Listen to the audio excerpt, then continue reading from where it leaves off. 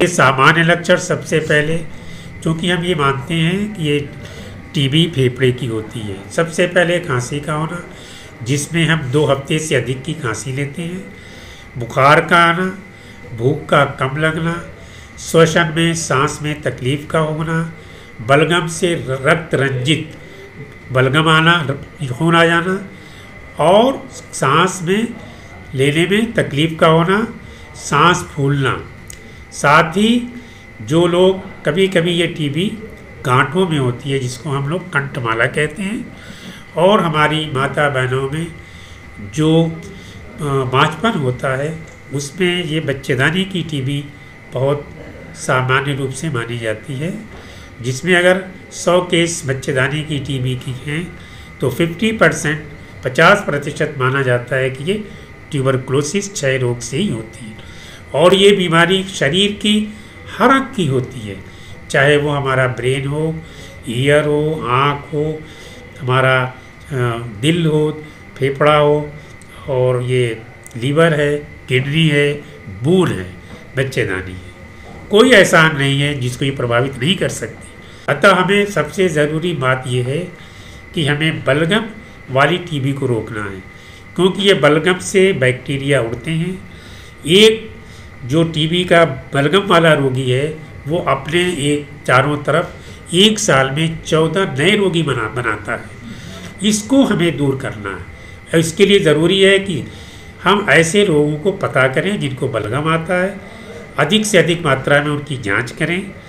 जांच से उनका रोग पता है तो उनकी तुरंत दवाएं कराएं, और जिस घोर में रोगी हैं उनके सभी लोगों की हम जांच कराएं। जांच कराने के बाद हम उनको ट्यूबरकुलर प्रिवेंटिव थेरेपी देते हैं, जिससे कि उनको रोग न हो। साथ ही साथ ये टीबी 2 तरह की होती है। एक सामान्य टीबी है जो 6 माह तक उसका इलाज करते हैं। एक गंभीर टीबी है जिसका इलाज 16 से 18 महीने होता है। हमारे लिए हम इसको MDR के रूप में कहते हैं, XDR के रूप में कहते हैं। इसके इलाज के लिए हम 2 अस्पताल अपने यहाँ चिन्हित किए हैं, जिसमें एक हमारा राजकीय क्षय रोग अस्पताल, दूसरा हमारा मोतीलाल नेहरू ऐसा सरोजिनी जो हमारा ये है, वहाँ पर एक अस्पताल है जहाँ पर 20 बेड हैं और यहाँ पर 20 बेड हैं, जिसमें हम मरीज़ को भर्ती करके 1 हफ्ता उनकी कार्य प्रणाली को देखते हुए, बहुत महंगी है, जिसमें हम बेडाक्विलिन, डेलामिनिन दवाएं देते हैं। और ये 100% अगर हम समय पर रोगी का पता कर लें तो ये क्योर हो जाता है। निःशुल्क है ये हमारे यहाँ सब कुछ नहीं, ट्रीटमेंट से लेके उपचार, यहाँ तक कि हम उनके लिए पोषण भत्ता देते हैं, जो भारत सरकार ने निश्चित किया है। ये नवंबर 2024 से 1000 रुपये प्रति माह उनके खाते में हम डायरेक्ट ट्रांसफ़र करते हैं। इस तरह से अगर हम सभी लोग टीबी के प्रति जागरूक हो जाएं, लक्षणों के प्रति जागरूक हो जाएं, तो उनको तुरंत जांच के लिए प्रेरित 100 दिवसीय कार्यक्रम चल रहा है।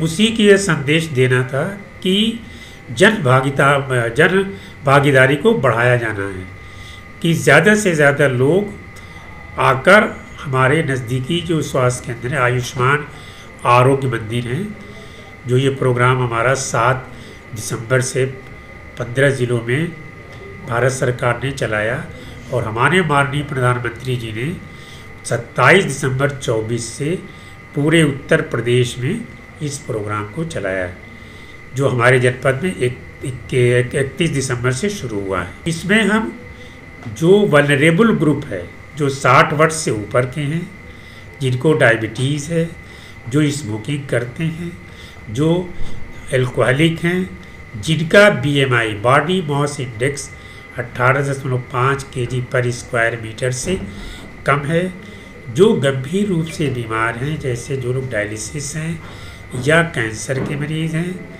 और जो लोग कुपोषित हैं, कुपोषण के शिकार हैं, उनकी सभी की वल्नरेबल ग्रुप में जांच कराना है, जिसमें नाट मशीन के द्वारा बलगम की जांच और एक्सरे फेफड़े चेस्ट का कराकर ज़्यादा से ज़्यादा मात्रा में हम ऐसे छिपे रोगों को, जो लोग अंदर है रोगी, को पता कर सकें और त्वरित निःशुल्क दवाएं दे दें और उनको निश्चय पोर्टल के माध्यम से निश्चय मित्र बनाएं। अब तक जो हमारे प्रोग्राम 100 देश में 9,000 की हमने जांच कराई, जिसमें नाट और एक्सरे हैं, जिसमें 17,0735 नए रोगी की खोज हुई है।